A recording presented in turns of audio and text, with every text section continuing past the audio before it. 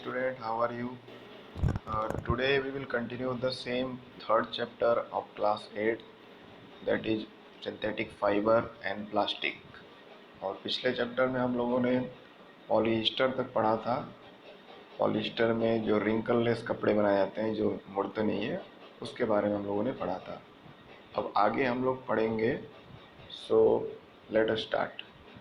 तो हम लोग जैसा कि देखते हैं कि जाड़े के दिनों में, विंटर सीजन में स्वेटर, ब्लैंकेट पहनते हैं या ओढ़ते हैं, तो वो हमको देखने में लगता है कि हाँ वो ओरिजिनल वूल के बने हुए हैं, लेकिन एक्चुअली में वो ओरिजिनल वूल के, नेचुरल प्राकृतिक रुई के या ऊन के नहीं बने होते हैं। वो सिंथेटिक रहते हैं, लेकिन वो लुक में, देखने में एकदम वैसे ही लगते हैं कि जैसे एकदम नेचुरल फाइबर से बने हो, नेचुरल वूल से। लेकिन वो नेचुरल से दिखने वाले जो फाइबर हैं या जो ब्लैंकेट या स्वेटर हम लोग पहनते हैं, वो एक्चुअली में बने रहते हैं सिंथेटिक फाइबर से, जो जस्ट लाइक वुल दिखता है, और उसका नाम है एक्रेलिक। तो उस सिंथेटिक फाइबर एक्रेलिक को ही एकदम सिमिलर माना जाता है, या देखने में एकदम सिमिलर रहता है, जस्ट लाइक वुल। और ये कॉस्ट में भी काफ़ी सस्ता होता है और काफ़ी लंबे समय तक चलता है, लाइट वेट में होता है। जबकि इसके कंपैरिजन में नेचुरल वूल जो होता है वो काफ़ी महंगा होता है, क्योंकि उसका प्रोडक्शन उतना ज़्यादा नहीं होता है लार्ज अमाउंट में। तो उसके उसके कंपैरिजन में इसी को लेना जो पर्सन है ज़्यादा इजी समझते, सस्ता भी रहता है और लंबा चलता भी है और बहुत सारे कलर में अवेलेबल होता है। तो एक्रेलिक एक तरह का नेचुरल वूल का कॉपी है, जो नेचुरल वूल की तरह दिखता है, और बहुत सारे विंटर के स्वेटर, ब्लैंकेट वगैरह उससे बनाए जाते हैं। ठीक है। अब अगर हम लोगों को पता करना हो कि सिंथेट कौन सा जो कपड़ा है या जो भी हम लोग यूज कर रहे हैं, क्लोथिंग मटेरियल, या अपने आप को कवर करने के लिए या सोते समय ओढ़ने के लिए, तो या पहनने के लिए, तो वो सिंथेटिक फाइबर से बना है या नेचुरल फाइबर से। तो इसको चेक करने के लिए आप अपने पिछले क्लासेस में भी एक एक्टिविटी पढ़े होंगे, जिसमें क्या करते हैं कि जो भी आपके पास क्लॉथ है या कवर करने का बेड पे कोई कपड़ा है, उसको अगर चेक करना है कि वो सिंथेटिक है या नेचुरल है, तो उसके छोटे से टुकड़े साइड से काट लेंगे या बचा हुआ कोई उसका पार्ट, और उसको जलाएंगे आग में। तो थोड़ा सा आग पकड़ा देंगे दोनों में, तो देखेंगे हम लोग कि जो नेचुरल अगर फाइबर वो होगा, कपड़ा या क्लोथिंग मटेरियल, तो तुरंत जल जाएगा, उसके एसेस बचेंगे, यानी राख बचेगी, ड्राई एश। जबकि अगर सिंथेटिक होगा तो जैसे ही आग पकड़ेगा वो मेल्ट होने लगेगा, पिघलने लगेगा प्लास्टिक की तरह, और ये काफ़ी हानिकारक हो सकता है। अगर कोई सिंथेटिक फाइबर पहनकर खाने वाले जगह पे, किचन में खाना बना रहा हो या कुछ और काम कर रहा हो जो आग के पास है, तो अगर गलती से आग पकड़ लिया तो वो काफ़ी जानलेवा हो सकता है, क्योंकि वो जलेगा तो एक है ही केस, दूसरा वो हमारे स्किन से स्टिक कर जाएगा, चिपक जाएगा, और चिपक कर जाएगा तो हमारे स्किन को अंदर तक काफ़ी हार्म करेगा। तो इसलिए सिंथेटिक फाइबर के कुछ डिसएडवांटेज भी हैं, कुछ एडवांटेज। ऐसा रिसर्च के बाद या बहुत सारे एक्टिविटीज़ से पाया गया है कि अधिकतर जो सिंथेटिक फाइबर बनाए जाते हैं वो पेट्रोकेमिकल से बनाए जाते हैं। पेट्रोकेमिकल यानी जो ज़मीन के अंदर से पेट्रोलियम निकाला जाता है, उसको जब फिल्टर आउट करते हैं कई सारे फ्रैक्शन में, तो उसी के किसी फ्रैक्शन का यूज करके सिंथेटिक फाइबर बहुत सारे बनाए जाते हैं। ओके। फिर अब हम लोग समझते हैं कि characteristics of synthetic fibre. Synthetic fibre की क्या क्या विशेषता है, क्या खूबियाँ हैं। तो सिंथेटिक फाइबर की खूबियों को अगर हम लोग को समझना हो, तो सबसे पहले तो वो हल्का होता है, लाइट इन वेट होता है, और एक्सपेंसिव नहीं होता है जैसा कि नेचुरल होते हैं। साथ में और भी उसके एडवांटेज हैं कि वो रिंकल फ्री होता है। ठीक है, यानी वो उसमें झुर्रियाँ नहीं पड़ेंगी, मुड़ेगा नहीं, अच्छा प्लेन हमेशा रहेगा। और एक एग्जांपल देखा जाए, वो वाटर प्रूफ भी हो सकता है, या हीट रेजिस्टेंट, या इलेक्ट्रिसिटी से प्रोटेक्ट कर सकता है। इस तरह के बहुत सारे सिंथेटिक फाइबर होते हैं, ये उनकी प्रॉपर्टीज़ है। तो एक एग्जांपल आपके बुक में दिया हुआ है अम्ब्रेला कि छाता। छाता आप किस प्रकार का लेंगे, आप उसी तरह के कपड़े से या फाइबर से बना हुआ छाता लेंगे जिसमें पानी एब्जॉर्ब ना हो, वो पानी उस पर गिरे और स्लिप करके गिर जाए। यानी उसमें एब्जॉर्ब होकर टपकने ना लगे, ठीक है। यानी आपको वाटर प्रूफ टाइप का फाइबर से बना हुआ कपड़ा ही छाते में चाहिए। तो ये सब कुछ क्वालिटीज़ होती हैं सिंथेटिक फाइबर की, आगे भी हम लोग समझेंगे। फिलहाल एक एक्टिविटी दिया हुआ है कि किस तरह से हम लोग दूसरा टेस्ट करके, जैसे पहला तो बर्निंग वाला टेस्ट कर सकते हैं कि जला कर देख सकते हैं कि सिंथेटिक फाइबर है कोई कपड़ा या नेचुरल है। दूसरा है कि अगर सिंथेटिक फाइबर है तो वो वाटर को कम एब्जॉर्ब करता है, वो सोखता नहीं है, और नेचुरल फाइबर पानी को ज़्यादा एब्जॉर्ब कर लेता है। इसको एक्टिविटी करने के लिए आप 2 ग्लास लीजिए, और ट्रांसपेरेंट कांच का ग्लास, और 2 कपड़े लीजिए। आप एक सिंथेटिक फाइबर का ले लीजिए कपड़ा, एक प्योर, जो आपको पता हो कि ये सिंथेटिक है नेचुरल है। दोनों कपड़ों को दोनों ग्लास में डाल दीजिए और कुछ देर छोड़ दीजिए। उसके बाद दोनों कपड़ों को निकाल लीजिए। दोनों कपड़ों को निकालने के बाद आप वाटर का लेवल, पानी का लेवल दोनों ग्लास में देखिए कि कितना नीचे गया है। जितना ज़्यादा पानी का लेवल ग्लास में नीचे जाएगा, वो इंडिकेट करेगा कि उसमें जो डाला गया कपड़ा है उसने पानी ज़्यादा एब्जॉर्ब किया है। सिंपल सी बात है। और जिसने पानी ज़्यादा एब्जॉर्ब किया है वो क्या है? नेचुरल फाइबर, ठीक है। और जिसने पानी कम एब्जॉर्ब किया है वो सिंथेटिक फाइबर है। तो ये भी एक सिंपल टेस्ट है या टेस्टिंग एक्टिविटी है, जिससे हम लोग सिंपल वे में पता कर सकते हैं कि हम कपड़े पहन रहे हैं वो नेचुरल है या सिंथेटिक है, ठीक है। अब हम लोग आते हैं प्लास्टिक प्लास्टिक पर, कि प्लास्टिक क्या है, कैसे बनता है, इसके क्या क्या एडवांटेज हैं, क्या फ़ायदे हैं, क्या नुकसान हैं, इसके बारे में हम लोग अब पढ़ेंगे। तो प्लास्टिक का जो स्ट्रक्चर होता है, प्लास्टिक भी एक तरह का सिंथेटिक फाइबर है, पॉलीमर है। और स्टार्टिंग में चैप्टर के मैंने बताया था कि पॉलीमर जो होता है बहुत सारे छोटे छोटे एक ही जैसे मोनोमर से मिलकर बना होता है। पॉली मतलब मैनी, मर मतलब रिपीटिशन, तो पॉलीमर। तो प्लास्टिक भी एक पॉलीमर है, और जिस प्लास्टिक से एक पार्टिकुलर जिस पॉलीमर से एक पार्टिकुलर प्लास्टिक बना है वो बार बार कई हज़ारों लाखों टाइम रिपीट होगा, और उसी से फिर ये प्लास्टिक हमारा अलग अलग तरह की क्वालिटी का बनता है। तो प्लास्टिक तो होंगे बहुत तरह के आते हैं, फ्लेक्सिबल प्लास्टिक, हार्ड प्लास्टिक। तो ये कैसा होता है, क्योंकि इनका जब केमिकल रिएक्शन होता है और इनके जो मोनोमर अरेंज होते हैं वो बहुत सारे अलग अलग सीक्वेंस होते हैं। कुछ लीनियर एकदम सीधे अरेंज होते हैं, कुछ जिग जैग होते हैं, कुछ क्रॉस लिंक्ड होते हैं। तो यानी ये बॉन्डिंग अलग अलग तरह का होता है, इसलिए प्लास्टिक को मोल्ड किया जा सकता है, टेढ़ा मेढ़ा, उसको अलग शेप दिया जा सकता है। तो ये प्रॉपर्टी प्लास्टिक में इसीलिए होती है क्योंकि उनका अरेंजमेंट जो है मॉलिक्यूलर लेवल पर या केमिकल लेवल पे थोड़ा डिफरेंट होता है, अलग तरह से वो अटैच होते हैं एक दूसरे से, उसके मोनोमर्स, इसलिए ये पॉसिबल है। प्लास्टिक, एक कॉमन सा प्लास्टिक का हम लोग एग्जांपल लें तो पॉलीथीन बैग, जो हम सभी लोग डेली यूज करते हैं। आजकल तो गवर्नमेंट ने इसको बैन कर दिया है क्योंकि ये बहुत ज़्यादा हार्मफुल है हमारे एनवायरनमेंट के लिए। इसके बारे में हम लोग पढ़ेंगे आगे चैप्टर में। फिर भी प्लास्टिक का यूज बहुत सारी जगह पे हो रहा है। मैक्सिमम पैकेज फूड जो आते हैं वो भी प्लास्टिक में आते हैं, या अधिकतर कैरिंग चीज़ भी प्लास्टिक के ही बने होते हैं। तो जो कैरी बैग होता है वो जिस पॉलीमर से बना होता है उसका नाम होता है पॉलीइथीन, या जिसको हम लोग थोड़ा फ्लुएंटली फास्ट बोलें तो पॉलीथीन बोलते हैं।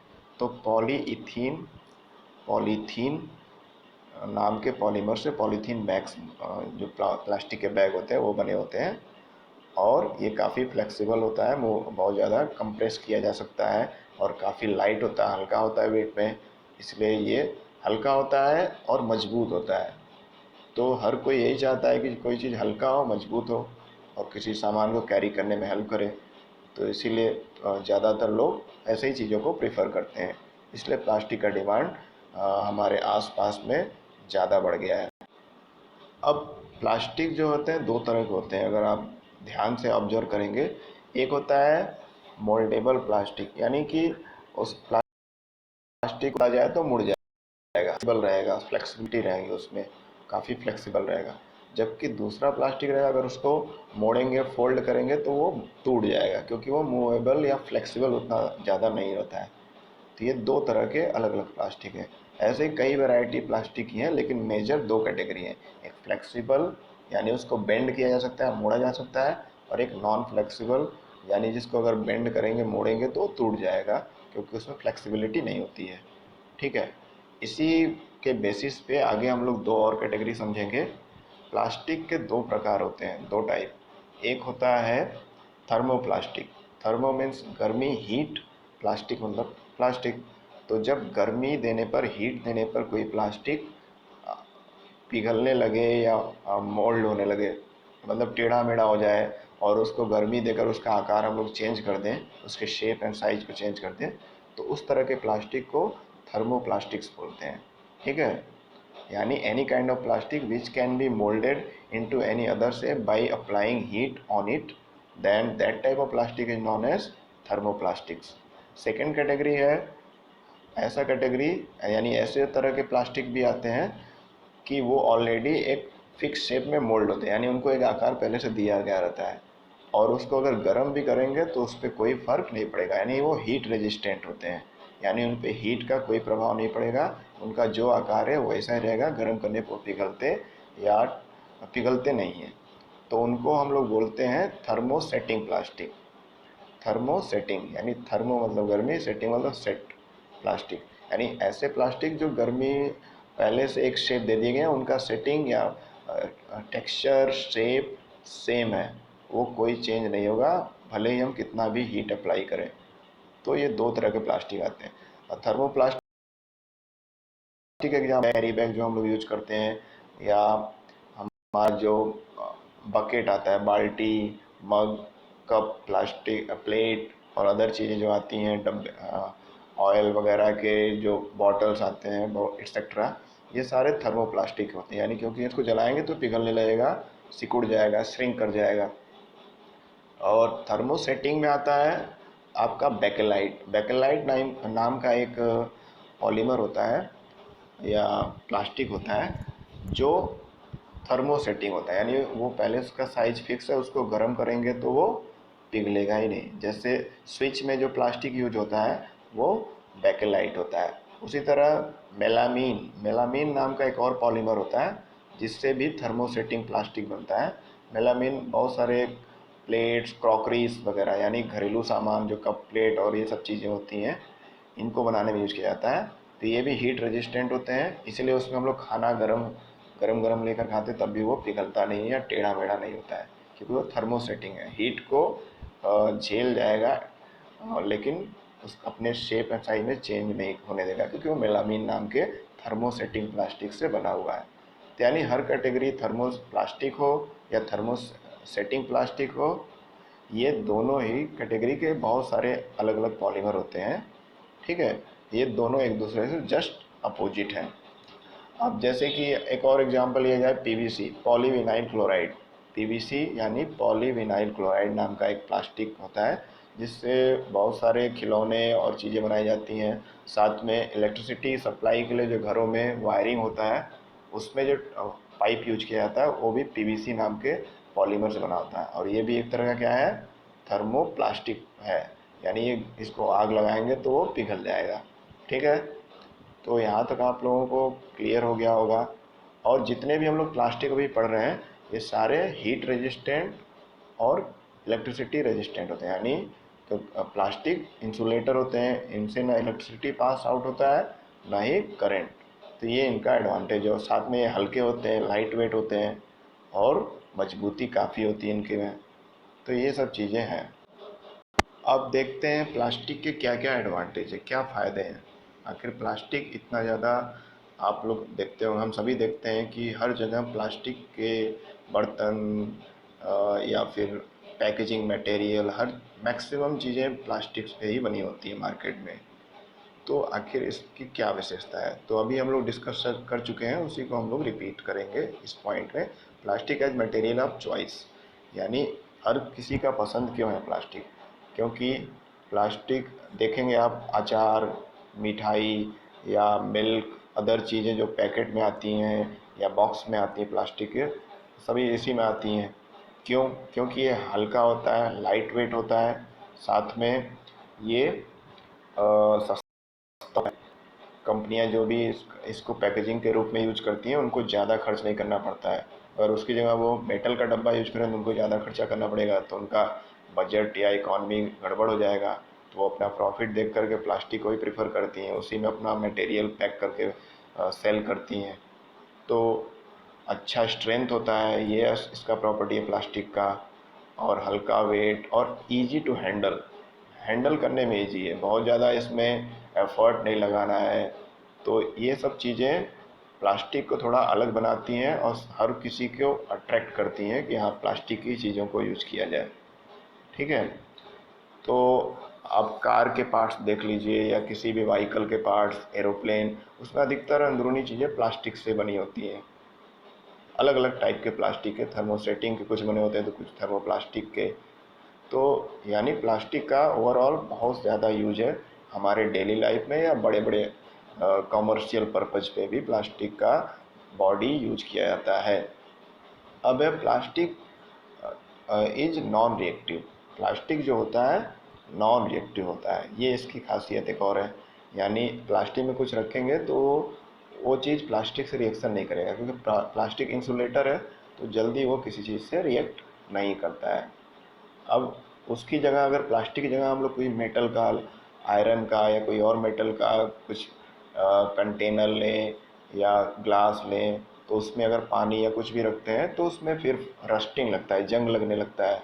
और जंग जब लग जाता है तो वो एक तरह का नया केमिकल बनाता है, वो हमारे खाने पीने की चीज़ों में मिक्स हो जाएगा तो हमारे को हार्म करेगा, फूड पॉइजनिंग हो सकता है या अदर कोई प्रॉब्लम भी क्रिएट कर सकता है। इसलिए प्लास्टिक का ये भी एडवांटेज है कि इसमें कोई भी चीज़ रखेंगे तो उससे वो रिएक्ट नहीं करेगा और वो हमारा जो फूड आइटम है, जो भी चीज़ पैक उसमें है, सुरक्षित रहेगा और उसमें फूड पॉइजनिंग का कोई प्रॉब्लम रेज नहीं होगा। फिर है plastic is light, strong and durable. जैसा कि हम लोग बार बार पढ़ते आ रहे हैं कि प्लास्टिक हल्का होता है वेट में, जैसे बाल्टियाँ, मग, कप, प्लेट, एक्सेट्रा एक्सेट्रा। झाड़ू, यानी कॉम, बाल बनाने के लिए कॉम आता है। आजकल दरवाजे भी प्लास्टिक के आते हैं, हार्ड प्लास्टिक के। और वाटर सप्लाई का पाइप एक्सेट्रा, बहुत सारी चीज़ें जो है, या वायर का, वायर आप देख ही रहे हैं, वायर के ऊपर का लेयर प्लास्टिक का होता है। तो ये हल्का होता है, स्ट्रॉन्ग होता है और ड्यूरेबल। ड्यूरेबल मतलब काफ़ी लंबे समय तक चलता है। कुछ चीज़ें होती हैं जो थोड़े समय तक चलती हैं, लेकिन प्लास्टिक जो है लंबे समय तक चलता है, उसको सही से हैंडल किया जाए तो, क्योंकि वो स्ट्रांग होता है और हल्का होता है। भारी चीज़ें उतना लंबे समय तक बहुत सारी नहीं चलती हैं। तो ये है। और प्लास्टिक का एडवांटेज ये है कि इसको अलग अलग कलर्स दे दिया जा सकता है, साथ में इसको अलग अलग अलग शेप भी दिया जा सकता है, इसको मोल्ड करके। अगर वो थर्मोप्लास्टिक टाइप का कैटेगरी का है तो उसको गर्मी हीट दे करके शेप बनाया जा सकता है, और थर्मोसेटिंग है तो उसको केवल एक ही आकार दिया जा सकता है, उसके बाद उसका आकार चेंज नहीं कर सकते। तो ये सब कुछ बहुत ज़्यादा अलग यूनिक एडवांटेज है प्लास्टिक के, जिसकी वजह से लोग इसकी तरफ अट्रैक्ट होते हुए चले जाते हैं। और इसीलिए इसका, प्लास्टिक का यूज डे बाय डे बढ़ता ही जा रहा है, कम नहीं हो रहा है। जैसे फ्रीज हो गया, फ्रीज के इंटरनल पार्ट्स, एसी हो गया, कूलर हो गया, बहुत सारी चीज़ें होती हैं जिसमें प्लास्टिक का यूज़ किया जाता है। और एक पॉइंट को हम लोग डिटेल में डिस्कस करेंगे, plastic are poor conductor. Plastic जो होता है पुअर कंडक्टर होता है, उससे ना हीट पास आउट होता है उसके थ्रू, ना ही उसमें से इलेक्ट्रिसिटी। तो यानी हमको ये हीट से बचाता है और इलेक्ट्रिसिटी के शॉक से बचाता है। इसलिए आप जितने भी इलेक्ट्रिकल डिवाइस देखेंगे उसके हैंडल्स या वायर के ऊपर जो कवरिंग होता है प्लास्टिक होता है, ताकि इलेक्ट्रिक शॉक वगैरह ना लगे। और खाने बनाने की जितनी चीज़ें हैं, बर्तन हैं, उसके हैंडल पे जो प्लास्टिक का कवरिंग रहता है हैंडल पर, वो भी क्या होता है, इसीलिए होता है ताकि वो हमको हीट से बचाए। क्योंकि मेटल का, बाकी बर्तन मेटल का है तो उसमें हीट कंडक्ट करेगा, लेकिन हैंडल पे अगर प्लास्टिक रहेगा तो वो हीट कंडक्ट नहीं करेगा और हम लोग सेफली उस बर्तन को यहाँ से वहाँ इधर उधर रख सकते हैं। तो ये एडवांटेज है प्लास्टिक का। अब प्लास्टिक के और ब्रॉड वे में देखा जाए और क्या बड़े स्तर पर इस्तेमाल होता है, तो जैसे मेडिकल फील्ड यानी हॉस्पिटल या उससे रिलेटेड जो भी फील्ड है, उसमें मैक्सिमम चीज़ें प्लास्टिक की होती हैं। जैसे कि सिरेंज हो गया, या स्टिचेस, यानी किसी को टाका लगा, टाका यानी कि किसी का कोई बॉडी का पार्ट कट गया तो उसको सिलना रहता है, तो स्टिचिंग उसको बोलते हैं। स्टिचिंग या स्टिचेस करने के लिए भी प्लास्टिक का एक स्पेशल टाइप के प्लास्टिक पॉलीमर का या फाइबर का यूज किया जाता है। और स्क्रू ड्राइवर हो गया, यानी नट बोल्ट खोलने वाला, या अदर चीज़ें होंगी उनके हैंडल पर प्लास्टिक लगा होता है, या उनका मैक्सिमम बॉडी पार्ट प्लास्टिक का बना होता है। और फिर क्या होता है, फ्राइंग पैन जो खाना वगैरह तलते हैं, सॉरी ये तो मेडिकल फील्ड में नहीं है। तो सिरेंज, ग्लव्स, डॉक्टर जो ग्लव्स पहनते हैं, मास्क पहनते हैं, या फिर आजकल जो कोरोना वायरस के समय में एक पूरा माउथ कवर करने वाला ट्रांसपेरेंट प्लास्टिक का मास्क है। तो इस तरह से बहुत सारे इक्विपमेंट्स हैं मेडिकल फील्ड में जिसमें प्लास्टिक का यूज किया जाता है। तो इसकी इम्पोर्टेंस हम लोग समझ सकते हैं। उसके बाद है कुकवेयर, खाने पीने के बर्तन में किस तरह से प्लास्टिक का यूज है वो थोड़ा समझेंगे। जैसे माइक्रोवेव ओवन हो गया, तो उसमें प्लास्टिक के पार्ट्स यूज किए जाते हैं, या उसमें प्लास्टिक यूज किया जाता है। उसके अलावा the heat कुक्स the food but does not affect the plastic vessel. हाँ, तो जैसे माइक्रोवेव ओवन है, तो उसमें जो है हीट जो क्रिएट होता है वो खाने को पकाता है, प्लास्टिक पे कोई इफेक्ट नहीं डालता है, क्योंकि प्लास्टिक जो है बैड कंडक्टर या इंसुलेटर है। फिर बहुत सारे खाना बनाने वाले बर्तन जो आते हैं, उनका बेस जो अ, निचला हिस्सा है, जैसे कोई भी कुकर हो गया या कोई तवा या पैन हो गया, तो उसके निचले हिस्से में एक स्पेशल प्लास्टिक का पॉलीमर का कोटिंग होता है, जिसको जिसको बोला जाता है टेफ्लॉन। क्या बोला जाता है? टेफ्लॉन।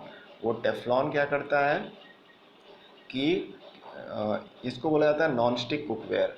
ये टेफ्लॉन अगर किसी खाना बनाने वाले बर्तन के निचले परत पे, फ्लोर पे अगर लगा रहता है, तो उसमें चीज़ें चिपकती नहीं है, चाहे ऑयल हो, घी हो, या अदर कोई भी चीज़ है, वो नॉन स्टिकी होता है। तो उसका ये खासियत है कि वो नॉन स्टिकी है। तो इस तरह के बहुत सारे ब्रांड्स और चीज़ें प्लास्टिक को ही यूज करते हैं ताकि अपने लाइफ को और बेहतर बनाया जा सके।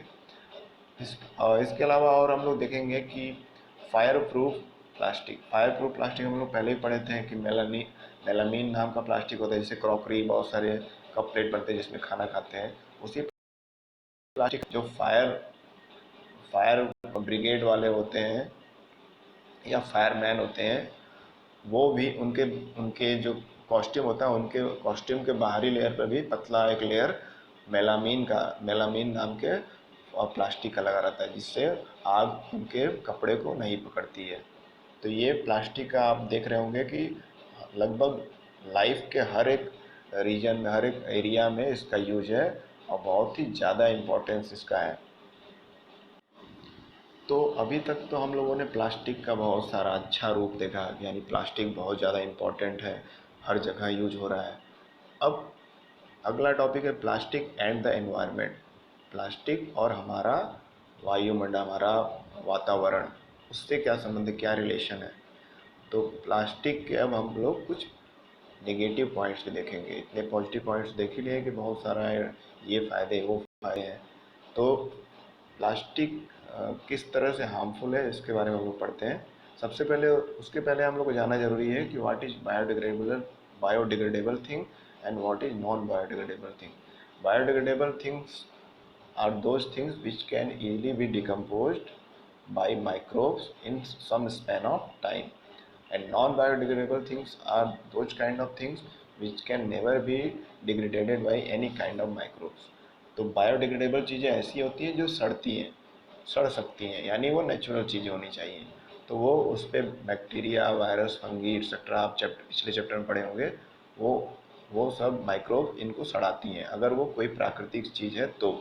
लेकिन अगर केमिकल से बनी हुई चीज़ है, तो सिंथेटिक है, तो वो नॉन बायोडिग्रेडेबल में आएगी, क्योंकि वो नेचुरल चीज़ों से नहीं बना है, तो वो उस पर बैक्टीरिया, वायरस अपना रिएक्शन कर ही नहीं पाएंगे, और वो डिग्रेडेड नहीं होगा, इसलिए उनको नॉन बायोडिग्रेडेबल बोला जाता है। जबकि जो सड़ जाती हैं इजली चीज़ें with the help of microbes are called biodegradable. आइए हम लोग देखते हैं कि कौन सी चीज़ कितनी जल्दी सड़ती है और कौन सी चीज़ बहुत समय लेती है। जैसे कि सब्जियों के छिलके, फल के छिलके, या जो भी खाना बचा हुआ रहता है, वो 1 से 2 हफ्ते में कम्प्लीटली बायोडिग्रेडेबल हो जाता है, यानी कि सड़ जाता है और मिट्टी में जहाँ भी हम लोग फेंकेंगे वहाँ वो एनवायरनमेंट में घुल जाता है 1 से 2 हफ्ते में, 1 to 2 वीक, यानी 14 डेज। फिर पेपर, पेपर जो होते हैं पन्ने हम लोग यूज करते हैं लिखने के लिए या पढ़ने के लिए जो भी, तो वो 10 to 30 डेज यानी लगभग 10 से 30 दिन, 1 महीने के अंदर तक वो भी सड़कर डिकम्पोज होकर के एनवायरनमेंट में मिक्स हो जाता है।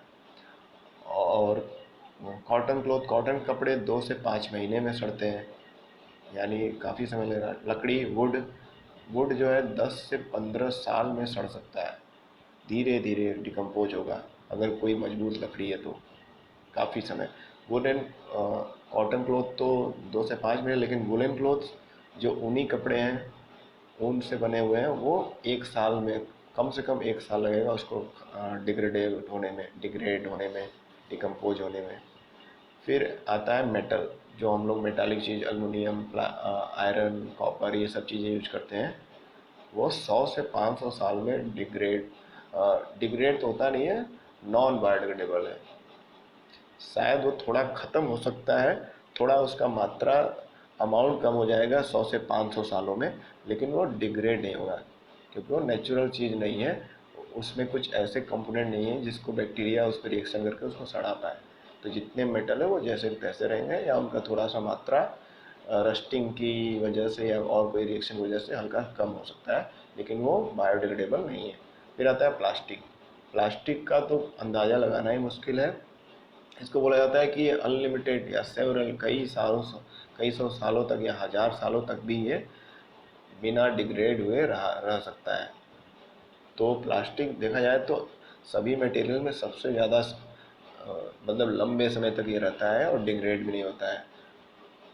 अब आते हैं, हम लोग देखते हैं कि इसके प्रॉब्लम क्या होते हैं। कि प्लास्टिक जो है जब ज़्यादा यूज करेंगे, जैसा कि हम लोग अभी पढ़े ही थे कि प्लास्टिक का बहुत ज़्यादा यूज हो रहा है और हर जगह प्लास्टिक है, लेकिन प्लास्टिक कैरी बैग या खाने की जो पैकेट वाली चीज़ें हम लोग लेते हैं, तो अल्टीमेटली कभी न कभी वो इकट्ठा होंगी, तो उनको हम लोग डंप करेंगे, फेंकेंगे ही कहीं कूड़े वाले जगह पे, डंपिंग प्लेस पे। तो वहाँ पे क्या होगा, फिर वो ढेर लग जाएगा, एक एक पाइल बन जाएगा, बहुत ऊंचा सा पहाड़ जैसा प्लास्टिक का बन जाएगा। और उससे क्या होगा, अब उसको तो इतना ज़्यादा हम लोग कचरा तो इकट्ठा करके देख नहीं सकते हैं, तो उसको लोग ख़त्म करने के लिए जलाएंगे। अगर उसको जलाएंगे तो जिन केमिकल से वो मिलके बना है वो गैस के फॉर्म में रिलीज होगी और एयर पॉल्यूशन करेंगी। साथ में उस गैस को जो रेस्पिरेशन से अंदर ले लिया अपने बॉडी में, उसको लंग्स में प्रॉब्लम होगी और बहुत सारी दिक्कतें होंगी, बहुत सारी डिजीज क्रिएट हो सकती हैं।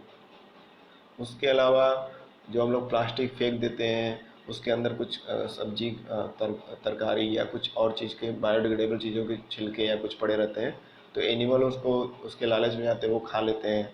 उसके साथ प्लास्टिक भी निगल लेते हैं, और प्लास्टिक निकलने से क्या होता है, उनका डाइजेस्टिव सिस्टम गड़बड़ हो जाता है, क्योंकि उनके स्टमक में, सभी के स्टमक में लिक्विड और कुछ एंजाइम निकलते हैं, तो वो प्लास्टिक में से केमिकल उसमें से निकलने लगेगा थोड़ा थोड़ा, जो हार्म करेगा। साथ में वो उनके रेस्पिरेटरी सिस्टम, उनके लंग्स को भी दिक्कत करेगा जानवरों के, और उनके डाइजेस्टिव सिस्टम को ब्लॉक कर देगा। ज़्यादा प्लास्टिक अगर वो निगल गए खाने के साथ जानवर, तो उनके डाइजेस्टिव सिस्टम जो है उसको ब्लॉक कर देगा, चोक कर देगा, चोक मतलब रोक देगा, तो सारा प्रक्रिया रुक जाएगा और वो बीमार हो जाएंगे, मर भी सकते हैं। तो ये इतना ज़्यादा हानिकारक प्लास्टिक है। तो यूज तो इसका बहुत ज़्यादा है, लेकिन जब बात आती है इसका, अल्टीमेटली जब ढेर सारा इकट्ठा हो जाएगा इसके पैकेट और कैरी बैग, तो क्या करेंगे, फेंकेंगे। और जब फेंकेंगे तो ये सब प्रॉब्लम बहुत बड़ी बड़ी क्रिएट होगी। तो इसको डंप करने का सबसे बड़ा समस्या। और बहुत सारे हम लोगों में से बहुत सारे इररिस्पॉन्सिबल सिटीजन जो हैं, वो क्या करते हैं, प्लास्टिक के जो चिप्स, बिस्किट एक्सेट्रा जो भी चीज़ें खाते हैं और उसके पैकेट को नालियों में या मैनहोल में या इधर उधर फेंक देते हैं। वो जाकर क्या करता है, ड्रेनेज सिस्टम, नालियों को जाम कर देता है, फिर वाटर लॉगिंग होता है, पानी भर जाता है, पानी इधर उधर गंदा पानी आने लगता है। तो ये सब हमारी एक्टिविटी, और ख़ासकर प्लास्टिक का सही से डंप ना करना सही प्लेस पे, बहुत सारे प्रॉब्लम को क्रिएट करता है। तो हमारी एक ड्यूटी बनती है एक अच्छे सिटीजन की तरह कि प्लास्टिक का कम से कम यूज करें। तो हम लोग को उसके लिए क्या करना पड़ेगा, कपड़े के बैग, यानी हमारे जो कपड़े पुराने हो जाते हैं, जो हम लोग मतलब पहनना बंद कर देते हैं, तो उसको सिल करके बैग झोला बनाया जा सकता है, जिसमें हम लोग कोई भी सामान लाने ले आने के लिए खरीद सकते हैं। इससे क्या होगा, प्लास्टिक का इस्तेमाल थोड़ा कम होगा। पूरी तरह कम तो ख़त्म तो नहीं होगा, क्योंकि बहुत सारी चीज़ें पैकेट में ही आती हैं, लेकिन जो डेली हम लोग जाएंगे सामान लेने तो डेली एक दो पैकेट प्लास्टिक का मिलता जाएगा, वो इकट्ठा होता जाएगा, तो उससे तो काफ़ी राहत रहेगा। कम से कम कुछ तो हम लोग प्लास्टिक का यूज कम कर रहे हैं। तो कपड़े के बैग्स यूज कर सकते हैं, अब कभी भी मार्केट जाएं कुछ भी सामान खरीदने। और साथ में क्या कर सकते हैं, और हम लोग ये भी कर सकते हैं कि आप लोग जगह जगह पे देखे होंगे कि दो तरह के कंटेनर बने होते हैं, डंपिंग प्लेट, डंपिंग बॉक्स बने होते हैं कचरे या कूड़े को डालने के लिए। ग्रीन बॉक्स होता है, ब्लू बॉक्स। ग्रीन बॉक्स मतलब बायोडिग्रेडेबल वेस्ट के लिए बॉक्स, यानी जो चीज़ें सड़ सकती हैं, नेचुरल चीज़ें हैं, सब्जी तरकारी के छिलके, फल एक्सेट्रा, वो उस बॉक्स में डाला जाता है। और ब्लू बॉक्स यानी नॉन बायोडिग्रेडेबल, यानी प्लास्टिक या ऐसी चीज़ें जो डिग्रेड नहीं होती हैं, सड़ती नहीं हैं, उसको ब्लू बॉक्स में डाला जाता है। तो इस तरह से कैटेगराइज करके हम लोग अच्छे सिटीजन की तरह दोनों तरह के वेस्ट को अलग अलग बॉक्स में डालेंगे, ताकि जो हमारी म्यूनसिपल कॉरपोरेशन है, हमारे आसपास का नगर निगम का जो गवर्नमेंट ऑर्गेनाइजेशन है, सफाई कर्मी जो है, उसको वेस्ट को सही जगह पे ले जाके डंप कर पाए। अगर हम लोग मिक्स करके डालेंगे तो उनके लिए बहुत प्रॉब्लम होगी, वो फिर से ले जाकर उसको सेपरेट करेंगे, काफ़ी समय वेस्ट होगा उनका। तो हमारी ड्यूटी बनती है कि हम खुद ही समझदारी का परिचय दें और सही बॉक्स में सही वेस्ट डालें, ताकि उनका काम आसान हो जाए और सही समय पर वो डंप करें सही जगह पर अलग अलग तरह के वेस्ट को। उसके बाद है कि प्लास्टिक, जैसा कि हम लोग स्टार्टिंग में पढ़े थे कि मोल्डेबल है। मैक्सिमम प्लास्टिक मोल्डेबल होते हैं, यानी गर्म करके उनको शेप साइज अलग अलग दिया जा सकता है। यानी अगर कोई प्लास्टिक का बॉटल या कुछ भी यूज कर रहे हैं तो कुछ समय बाद वो ख़राब अगर हो जाता है, यानी टूट जाता है या थोड़ा डिफॉर्म हो जाता है, उसका शेप साइज ख़राब हो जाता है, या और उसका सरफेस रफ हो जाता है, खुरदरा हो जाता है, तो उसको फिर रिसाइकल कर सकते हैं, उसको मोल्ड करके, हीट दे करके, अलग अलग केमिकल का यूज करके। यानी प्लास्टिक का रिसाइकलिंग पॉसिबल है, कुछ तरह के प्लास्टिक का। ठीक है। और थर्मोप्लास्टिक का ही टाइप का ही प्लास्टिक रिसाइकल हो सकता है, जैसा कि आप जानते हैं थर्मोसेटिंग तो अपना शेप साइज चेंज करता नहीं है हीट करने पर। तो थर्मोप्लास्टिक टाइप के जितने भी फ्लेक्सिबल प्लास्टिक है उस कैटेगरी में जो आते हैं वो इजीली रिसाइकल किए जा सकते हैं। और हमारा as a good citizen, as a responsible citizen, हमारे कुछ कर्तव्य हैं, ड्यूटीज़ हैं, उनको हम लोग को पूरे मन से करना चाहिए। उसके लिए 5R रूल बनाए गए, 5R रूल, 5R रूल बनाए गए हैं। और 5R रूल में क्या है, रिड्यूस, रिड्यूस यानी जितना हो सके प्लास्टिक का यूज कम करना है। फिर रीयूज, दूसरा आर, दूसरा आर का मतलब जो यूज कर लिए प्लास्टिक का चीज़ उसको बार बार यूज करें मैक्सिमम टाइम तक, ताकि हमें फिर उसी तरह के किसी और प्लास्टिक की ज़रूरत ना पड़े, नहीं तो इससे बहुत ज़्यादा संख्या बढ़ जाएगी। तीसरा रिसाइकल, और रिसाइकल करना यानी जब वो ख़राब हो गया कम्प्लीटली तो इसको फिर प्रोसेसिंग, केमिकल फैक्ट्रीज में प्रोसेस करके फिर से रिसाइकल करके फिर से कुछ उसका नया बनाकर यूज किया जाए। फिर रिकवर, रिकवर करना यानी कुछ चीज़ें रिकवर की जाती हैं, कुछ फेंक दी गई हैं, डंप कर दी गई गलती से, जो वापस यूज करने लायक हैं तो उनको रिकवर कर सकते हैं। यानी अगर कुछ काम लायक है तो उनको वापस यूज किया जा सकता है। एंड रिफ्यूज, और लास्ट है कि रिफ्यूज करिए, प्लास्टिक का मैक्सिमम यूज रिफ्यूज मतलब मना करिए। इसलिए बोला गया है कि कागज़ के थैले या कपड़े के थैले यूज करना है सामान को लेने देने में, जिससे प्लास्टिक का यूज मिनिमम हो सके। तो ये 5R रूल है, रिड्यूस, रीयूज, रिसाइकल, रिकवर और रिफ्यूज, यानी लास्ट में मना करना, यानी प्लास्टिक के यूज को एक तरह से नकारना। करेंगे तो ज़्यादा हमारे लिए भी बेनिफिट है, हमारे एनवायरनमेंट के लिए भी बहुत ज़्यादा अच्छा है। तो बच्चों इस तरह से इस चैप्टर का एंड होता है, the chapter number 3 which is plastic and synthetic fibre.